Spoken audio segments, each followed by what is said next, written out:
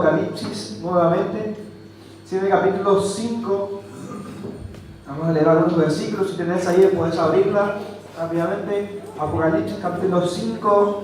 Y dice: y vi en la mano derecha del que estaba sentado en el trono un libro escrito por dentro y por fuera, sellado con 7 sellos. Y vi a un ángel fuerte que pregonaba a gran voz: ¿quién es digno de abrir el libro y desatar sus sellos? Y ninguno, ni en el cielo ni en la tierra, ni debajo de la tierra, podía abrir el libro, ni aún mirarlo. Y el versículo 5 dice: y uno de los ancianos me dijo: no llores, no llores. He aquí que el león de la tribu de Judá, la raíz de David, ha vencido para abrir el libro y desatar sus 7 sellos. Y miré y vi que en medio del trono y de los 4 seres vivientes y en medio de los ancianos estaba en pie un cordero como inmolado. Y vino y tomó el libro de la mano derecha del que estaba sentado en el trono.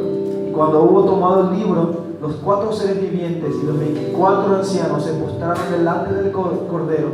Todos tenían arpas y copas de oro llenas de incienso, que son las oraciones de los santos, y cantaban un nuevo cántico diciendo: digno eres de tomar el libro y de abrir sus sellos, porque tú fuiste inmolado y con tu sangre nos has redimido para Dios de todo linaje y lengua y pueblo y nación, y nos has hecho para nuestro Dios reyes y sacerdotes, y reinaremos sobre la tierra. Y el 12 dice: que decían a gran voz: el cordero que fue inmolado es digno de tomar el poder, las riquezas, la sabiduría, la fortaleza, la honra, la gloria y la alabanza. Este es nuestro Dios, este es nuestro Jesús, este es nuestro Salvador. Quizás muchas veces le vemos a Jesús como una persona o como el Hijo de Dios que fue enviado como hombre y que sí nos salvó, que sí tiene poder. Pero cuando miramos la palabra de Dios más profundamente, cuando le describe a quién es Él, nos quedamos asombrados. Nos quedamos asombrados porque vemos realmente la grandeza del poder de lo que es Él. Y siendo Él todo lo que es, por amor a vos y por amor a mí, vino a salvarnos. Así que cantemos esta canción con todo nuestro ser, sabiendo de lo que nuestro Dios es grande, sabiendo que nuestro Salvador es realmente grande. ¿Cantamos?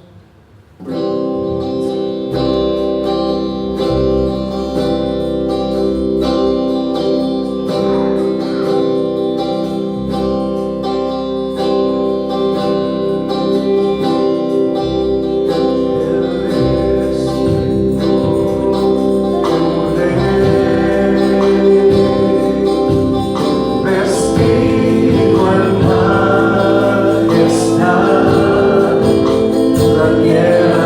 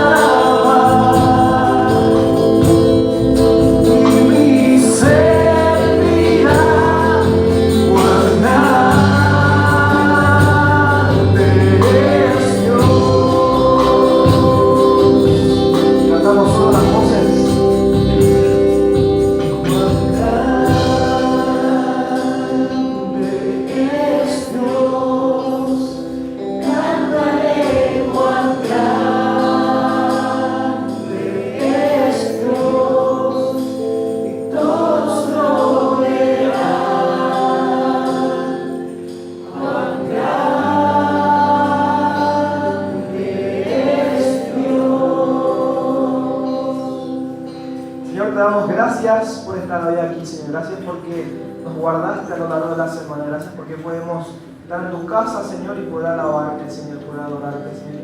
Y, Señor, recibe esta adoración, Señor, que pueda ser, Señor, ser de olor fragante a ti, Señor.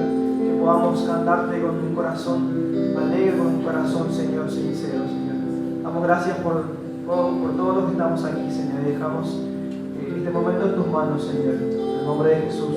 Amén. ¿Estar pasando?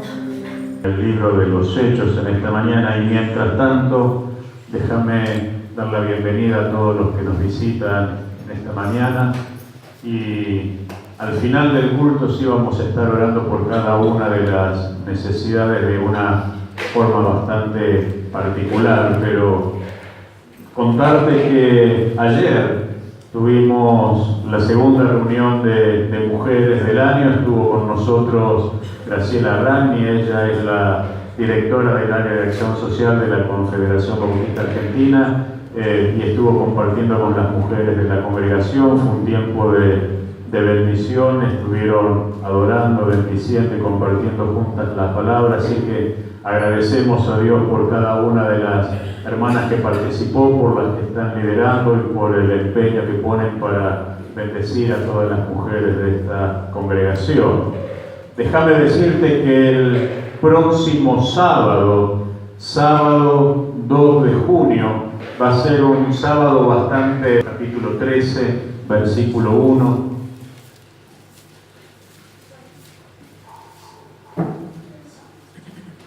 Un texto que leíste muchas veces, pero que hoy vamos a leer con otros ojos.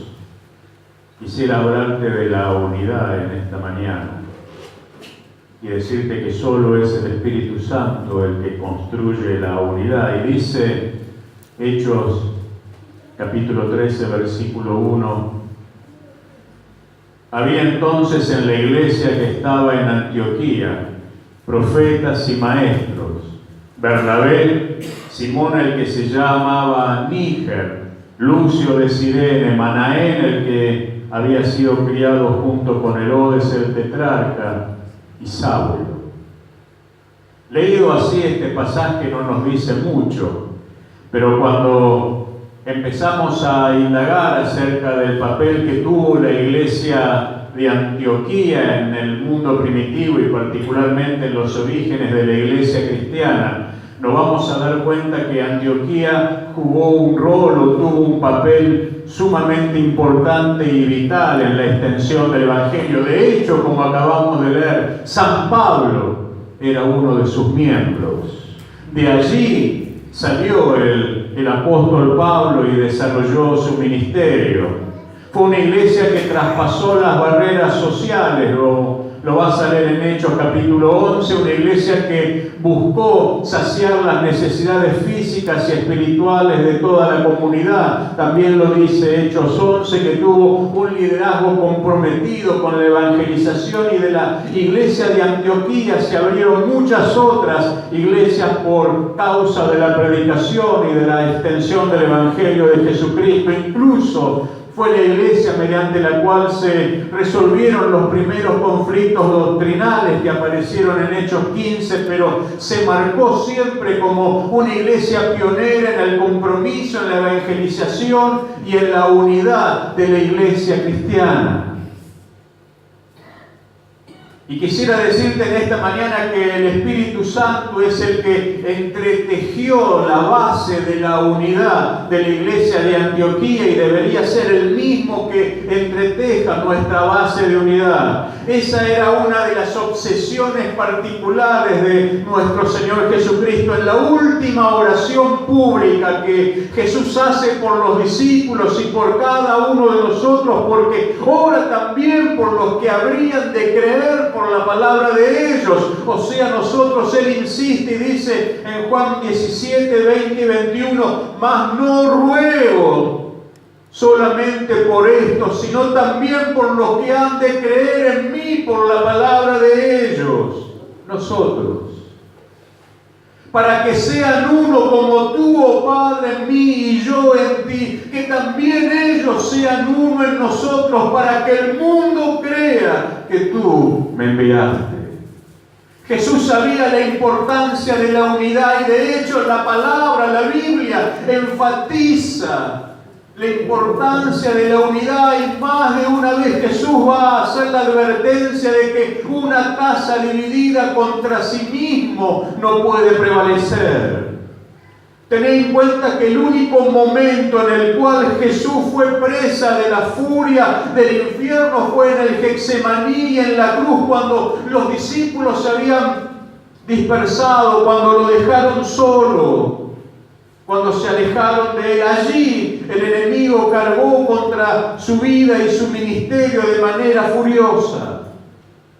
Los apóstoles se hicieron mucho hincapié en eso mismo también. Dice San Pablo, Efesios 4, 3 al 5, solícitos en guardar la unidad del Espíritu en el vínculo de la paz, un cuerpo, un Señor, una fe, un bautismo, un Dios y Padre de cada uno de nosotros. Primera de Corintios 12, 13 dice, porque un solo Espíritu fue el que nos hizo conocer a Jesucristo. Y sigue diciendo Pablo, y en un mismo Espíritu todos fuimos bautizados, sean judíos o griegos, esclavos o libres, y a todos se nos dio del mismo Espíritu.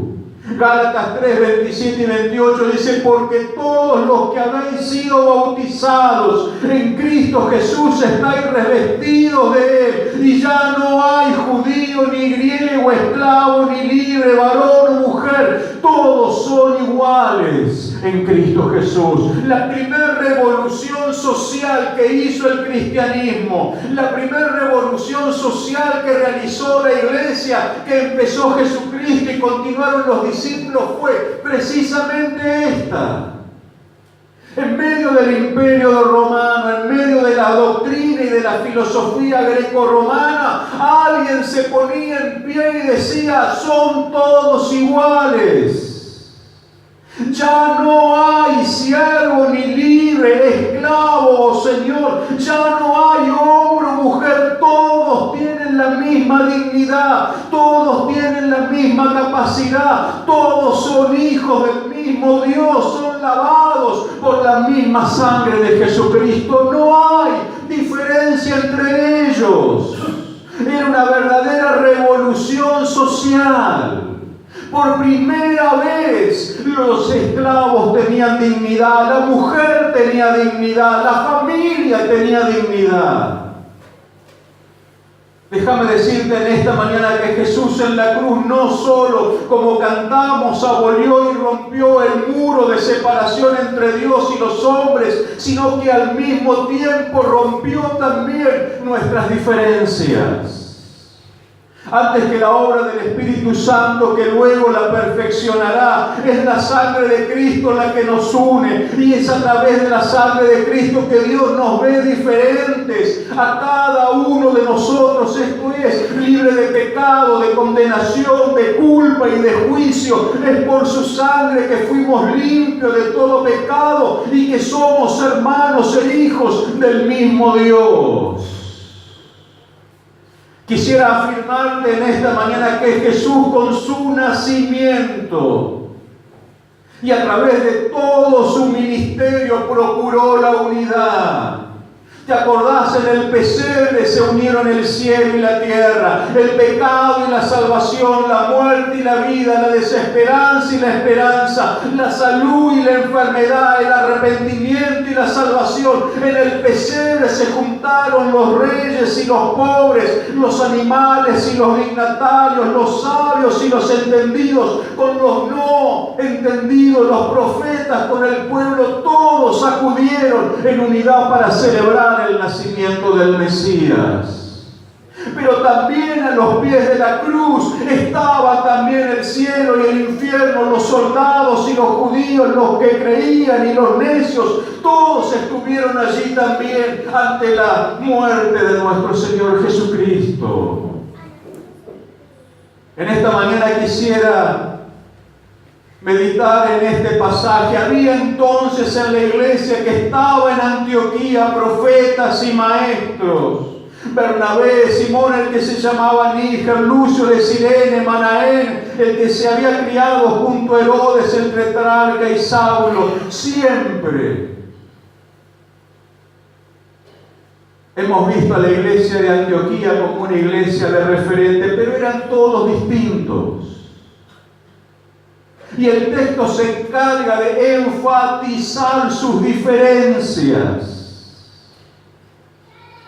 En la iglesia estaban profetas y maestros. Estaba Bernabé, estaba Lucio, estaba Manaén, estaba Saulo. Y cuando pones la lupa sobre cada uno de ellos, vas a ver personas absolutamente distintas, de origen diferente, de extracción particular. Simón o Simeón era un nombre común que en hebreo significa negro. Según los historiadores, dicen que era hijo de un hebreo casado con una mujer de color. Y algunos especulan que pudo haber sido incluso un miembro importante de la iglesia, pero sea como sea, era un judío producto de una mezcla. Tuvo que haber sido rechazado por el judío tradicional, como Saulo. ¿Te acordás de Saulo? San Pablo. Un puntilloso y exigente fariseo judío. Pablo dice de sí mismo en Hechos 23:6: yo soy fariseo, hijo de fariseos, y agrega en Gálatas 3:5: circuncidado al 8º día, del linaje de Israel, de la tribu de Benjamín, hebreo de hebreos. Sin embargo, convivía con Simón, estaba unido a él. Convivía con Lucio, proveniente de Cirene, del norte de África, al oeste de Egipto, al cual seguramente por su influencia greco-romana tenía diferencias notables con él, pero compartían juntos en la iglesia. Seguramente Lucio fue uno de los primeros que llevó el evangelio a Antioquía.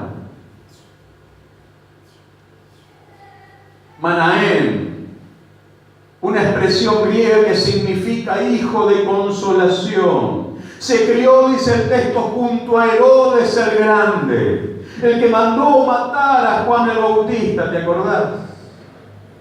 Sus biógrafos dicen que recibió el mensaje seguramente de mano de Juan mismo, y esto facilitó su conversión posterior cuando Juan le pide a sus discípulos que sigan a Jesús porque Él era el Mesías. También estaba, como te dije, Pablo, que en forma muy sincera dice: un fanático de la ley. Esa es la traducción de fariseo, de fariseos. Un legalista puntilloso, intolerante, alguien que miraba por encima al resto, que se sentía superior a los que lo rodeaban. Era hebreo de hebreos, del linaje de Israel, de la tribu de Benjamín. Hubiera considerado a cualquiera de los anteriores perros gentiles. Así le decían los judíos. Sin embargo, estaban allí codo con codo. Y dice la palabra, así empieza Hechos 13, orando y buscando el rostro de Dios, antes de que el Espíritu les dijera: aparten a Bernabé y a Saulo para la tarea que yo les he mandado. Pero estaban juntos. ¿Cuál fue la obra del Espíritu Santo? Pensá en el ejemplo de la diversidad que mencionamos: un negro, un africano, un griego, un judío ortodoxo. Todos y cada uno de ellos tenían su bagaje cultural y social, tenían sus creencias aprendidas, su estilo de vida, sus comidas eran diferentes, sus idiomas eran distintos, sus símbolos y sus costumbres eran variadas. Sin embargo, en la sangre de Cristo todos habían sido limpiados y perdonados de sus pecados. Todos abrazaban el nombre de Jesucristo. Recordad que los discípulos no quisieron acercarse a Saulo en un principio. Le tenían miedo. Él era el que perseguía y mataba a cristianos, pero ahora había cambiado. Será el Espíritu Santo el hacedor de esa obra. No es por voluntad humana, no es por esfuerzo humano, no es que se derriban las murallas culturales, naturales, idiomáticas. No son los hombres las que la hacen, es el Espíritu Santo. Era el Señor obrando en medio de su iglesia, levantando personas que transformarían al mundo, todo proveniente de lugares diferentes, de entornos distintos, de culturas absolutamente diferentes, pero unidos, porque alguien se atrevió a amarlos a cada uno de ellos, con sus pecados, con sus circunstancias, y murió por ellos, se entregó por ellos y vivió para ellos. Lo mismo sigue haciendo Jesucristo hoy. Todos y cada uno de nosotros somos diferentes. Todos y cada uno de nosotros somos distintos. Pero ¿sabes algo? Cristo murió por todos. Jesucristo se entregó por cada uno de nosotros y eso nos hace hermanos. Y la falta de unidad de la iglesia ha sido la principal arma a lo largo de la historia de la iglesia que Satanás ha utilizado para causar división, individualismo, orgullo y pecado. Ha sido un veneno mortal para la extensión de la iglesia. Éxodo capítulo 17, versículos 12 y 13 dice que el pueblo de Israel prevalecía cuando estaba unido entre ellos, cuando trabajaban de manera conjunta y armoniosa, cuando ellos se entregaban como cuerpo de Dios. Déjame decirte que todos somos iguales delante de Dios. Ninguno de nosotros vale más que otro. Ninguno de nosotros está por encima de otro. Ninguno de nosotros tiene un acceso privilegiado a Dios. Todos somos iguales delante de Dios. Y cuando vos te sentís o yo me siento superior a otro, en el fondo estamos menospreciando el cuerpo de Cristo. Estamos menospreciando la obra de la cruz. Y dice Jesús, te reitero, una casa dividida donde el individualismo es más importante que el todo, está destinada al fracaso. Irremediablemente está destinada al fracaso, porque lo que prima es el orgullo antes que el servicio. Todos venimos de entornos diferentes, tenemos distintos niveles de educación, origen familiar diverso, algunos proceden de italianos, españoles, germanos, latinos, rusos, autóctonos, no importa, todos tenemos temperamentos y personalidades diferentes.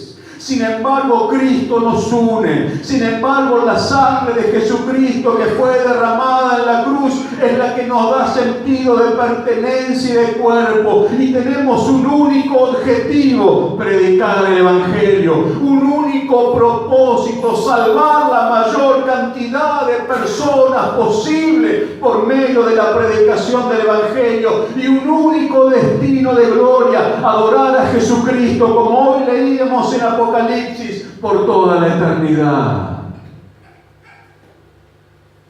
No le vas a poder decir a Dios ese día: yo al lado de un negro no canto, yo al lado de un gentil no voy a adorarte.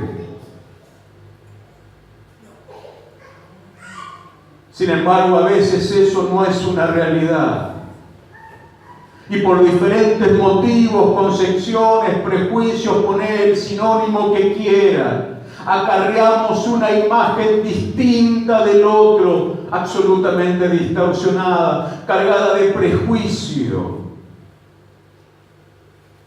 Cuando vos ves a tu hermano que está al lado, no lo deberías ver como es, sino como alguien transformado por la gracia y la misericordia de Dios. Así Dios nos ve. No me ve como yo soy, me ve limpiado por la sangre de Jesucristo. Cuando mi concepción del otro es distorsionada, termino atentando contra el principal y expreso pedido de Jesús. Padre, que sean uno como tú y yo somos uno, para que el mundo crea. ¿Sabes por qué el mundo no cree? Por la falta de unidad. ¿Sabes por qué el mundo no cree? Porque con mis actos niego lo que digo con mis palabras. ¿Sabes por qué el mundo no cree? Porque hay inconsistencia entre lo que yo vivo y lo que digo declarar. ¿Sabes por qué el mundo no cree? Porque no los amo. Porque los veo distinto. Entendé que si bien todos somos diferentes y diversos, todos somos partes del mismo cuerpo.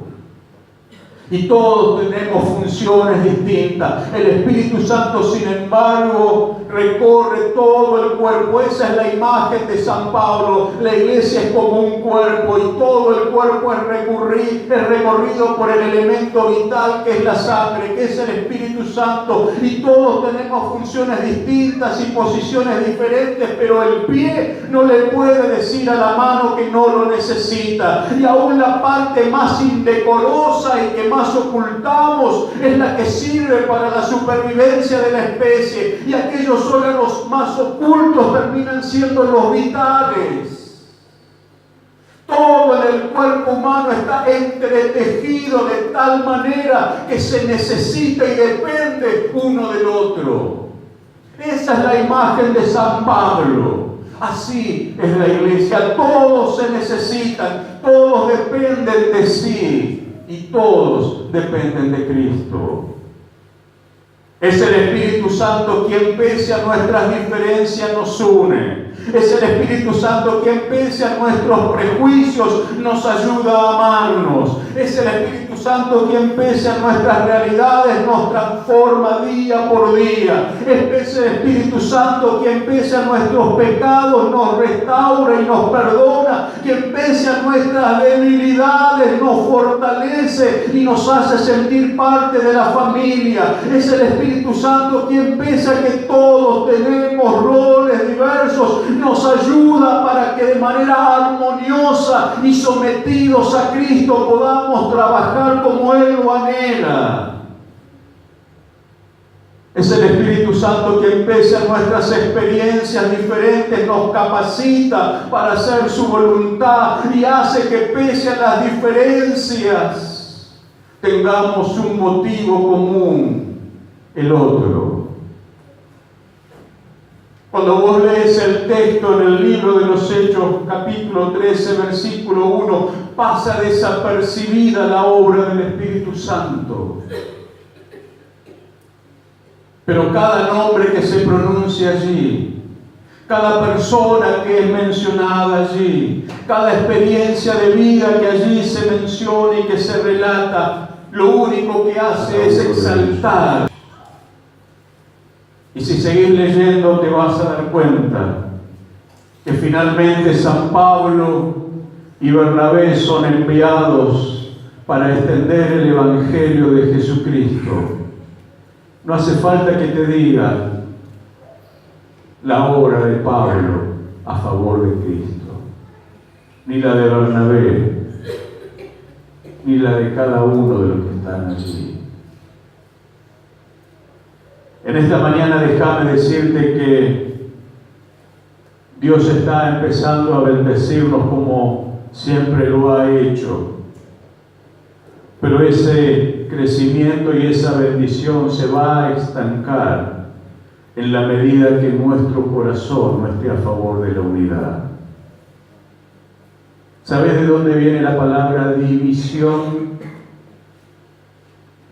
etimológicamente significa dos visiones. Eso es una división, tener dos visiones. Jesús lo va a decir de otra forma: el que conmigo o directamente, pero si no contribuye a la extensión del reino, con todo lo que hace, con todo lo que dice y con todo lo que piensa, en el fondo está desparramando. Es así de simple. Déjame decirte que no importan nuestros orígenes, nuestros temperamentos, nuestras experiencias, nuestra cultura. A partir de la cruz, todos y cada uno de nosotros tenemos, como dice Pablo, un único Dios, un único Señor y Salvador, una misma cruz, un único Espíritu y un único destino de gloria: servirle por toda la eternidad. Todo lo pasado, todo lo vivido hasta el día de hoy es pasado. Prólogo de un nuevo libro que el Espíritu Santo quiere escribir con cada uno de nosotros en la medida en que seamos sensibles a su voz. Todos somos frutos del mismo dolor, el de Jesucristo. Todos somos frutos y resultado de los mismos clavos, de la misma corona de espinas, de la misma agonía. Somos producto de su mismo amor, y a cada uno de nosotros y por cada uno de nosotros Él murió incondicionalmente para recuperarnos como hijos. Sin embargo, hoy veíamos en Santiago con cuánta facilidad a veces menospreciamos la obra de Cristo en la cruz con palabras, con acciones, con pensamientos, con dichos, menospreciando al otro pensando que es menos que yo, cuando sin embargo Jesús también murió por él. Y termino haciendo vano el sacrificio de Cristo, pensando que yo estoy un escalón por encima de algún otro. Jesús les habla a los discípulos y les dice: una casa dividida no puede prevalecer. Y en la última oración Jesús oró, y si lees Juan 17 vas a ver que 5 veces Jesús oró al Padre pidiendo que sean uno, oh Padre, como tú y yo somos uno. Todos fuimos llamados por Cristo para hacer su voluntad. Amén. Pero también todos somos llamados a amar incondicionalmente al otro como Él nos amó, porque esos son los dos grandes mandamientos. Y amarás al Señor tu Dios con todo tu corazón y con toda tu alma y con toda tu mente y con todas tus fuerzas. Y agrega a Él: y a tu prójimo como a ti mismo. ¿Sabes quién es tu prójimo?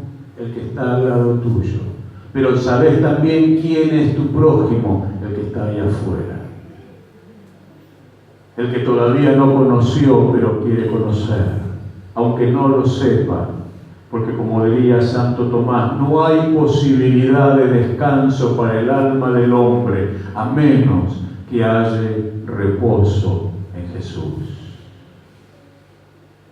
Vamos a orar en esta mañana y vamos a presentarnos delante de Dios,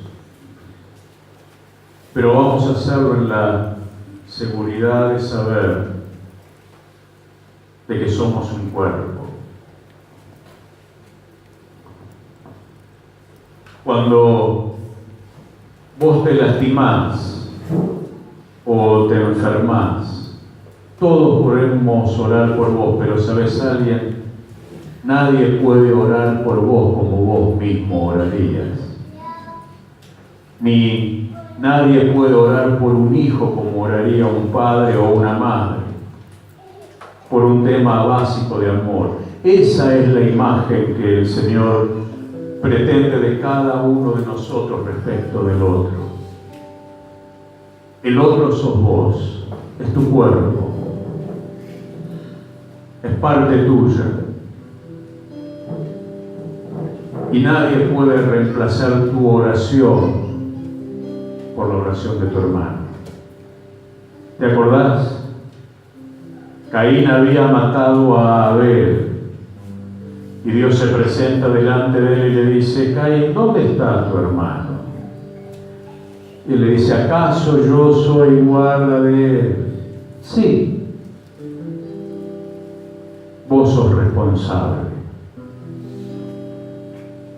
Y cada uno de nosotros somos responsables por el otro. Y delante de Dios también somos responsables por todos los que todavía no creyeron. El sábado nos vamos a encargar de predicar muchos acerca de Jesucristo, para que el mismo Espíritu que tuvo misericordia de nosotros también tenga misericordia de ellos. Dice la palabra: había entonces en la iglesia que estaba en Antioquía profetas y maestros. Estaba Bernabé, Simón, el que se llama Níger, Lucio de Cirene, Manaén, el que había sido criado junto a Herodes, el tetrarca, y Saulo, y ministrándose estos al Señor y ayunando. No estaban juntos de cualquier manera, estaban orando y estaban ayunando. Dijo el Espíritu Santo: apartadme a Bernabé y a Saulo para la obra que yo los he llamado. Entonces, habiendo ayunado y oraron, les impusieron las manos y los despidieron. Pero la iglesia no estaba de cualquier manera, no estaba haciendo cualquier cosa, estaban orando, estaban buscando, estaban ayunando, estaban clamando, unánimes juntos. Así empezó todo en el libro de los Hechos. 120 estaban unánimes y juntos, orando y clamando, y vino sobre ellos el Espíritu Santo. La forma, la metodología, la manera de Dios siempre es la misma: la unidad y la oración. Así que en esta mañana vamos a orar. Vamos a recordar especialmente a nuestra hermana Genoveva, vamos a orar por Beba, vamos a orar por Norma, por Beto, por Analía, vamos a estar intercediendo por ellos, pero vamos a orar por las necesidades de cada uno de nosotros. Así que te voy a pedir que te acerques, que te pongas en pie. Nos paramos en esta mañana y te bendecimos por tu oración. Señor, gracias por la oración que hiciste por cada uno de nosotros. Yo ruego por ellos, no ruego por el mundo, sino por los que me diste, porque tuyos son. Y todo lo mío es tuyo y lo tuyo es mío, y he sido glorificado en ellos. No ruego que los quites del mundo, sino que los guardes del mal. No son del mundo, como tampoco yo soy del mundo. Padre, santifícalos en tu verdad. Tu palabra es verdad. Como tú me enviaste al mundo, así yo los he enviado. Y por ellos yo me santifico a mí mismo, para que también ellos sean santificados en la verdad. Mas no ruego solamente por esto, sino también por los que han de creer en mí por la palabra de ellos. Padre, que todos sean uno, como tú en mí y yo en ti. Que también ellos sean uno, para que el mundo crea que tú me enviaste. Padre, la gloria que me diste yo les he dado, para que sean uno, así como nosotros somos unos. Yo en ellos y tú en mí, para que sean perfectos en unidad, para que el mundo conozca que tú me enviaste. Señor, te damos gracias en esta mañana por tu oración, porque sigue siendo vigente.